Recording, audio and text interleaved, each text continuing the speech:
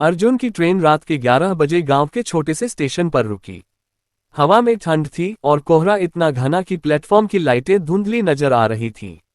उसने अपनी जैकेट की जिप ऊपर खींची और बैग कंधे पर लटकाया। स्टेशन सुनसान था, सिवाय एक बूढ़े कुली के जो अपनी टोपी को और नीचे खींचकर ठंड से बचने की कोशिश कर रहा था। नहीं भैया, मैं पैदल ही चला जाऊंगा, अर्जुन ने जवाब दिया। उसकी आवाज में थकान थी।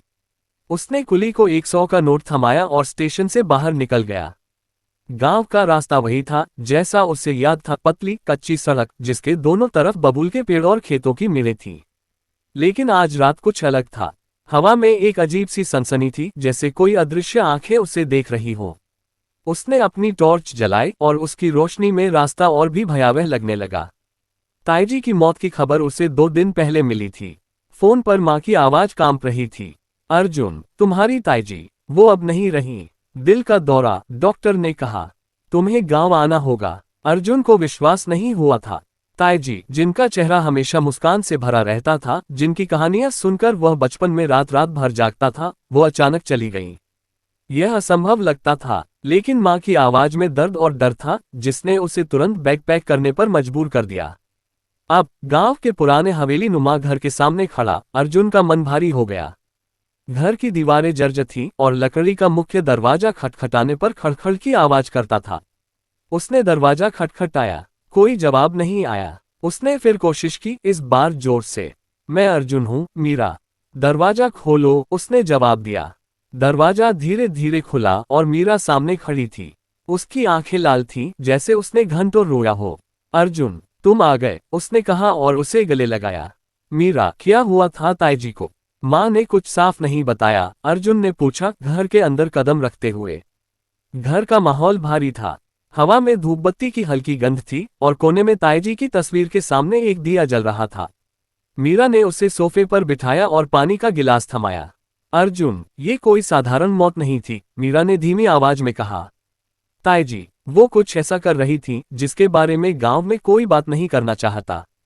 मीरा ने आसपास देखा, जैसे कोई उनकी बात सुन रहा हो। फिर फुसफुसाते हुए बोली, ताईजी एक पुरानी किताब के साथ कुछ अनुष्ठान कर रही थी। गांव वालों का कहना है कि वो किसी आत्मा को बांधने की कोशिश कर रही थी।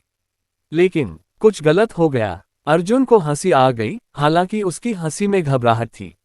मीरा, तुम भी, ये सब अंधविश्वास की बातें हैं। ताईजी को दिल का दौरा पड़ा, यही सच है। मीरा ने उसकी आंखों में देखा। तो फिर रात को वो जो छाया तुम्हारे पीछे थी, वो क्या थी? अर्जुन का चेहरा सफेद पड़ गया। क्या? जब तुम स्टेशन से आ रहे थे, मैंने खिड़की से देखा। तुम अकेले नहीं थे अर्जुन। तुम्हारे पीछे एक काली छाया थी और उसकी आंखें, वो चमक रही थीं। उस रात अर्जुन को नींद नहीं आई।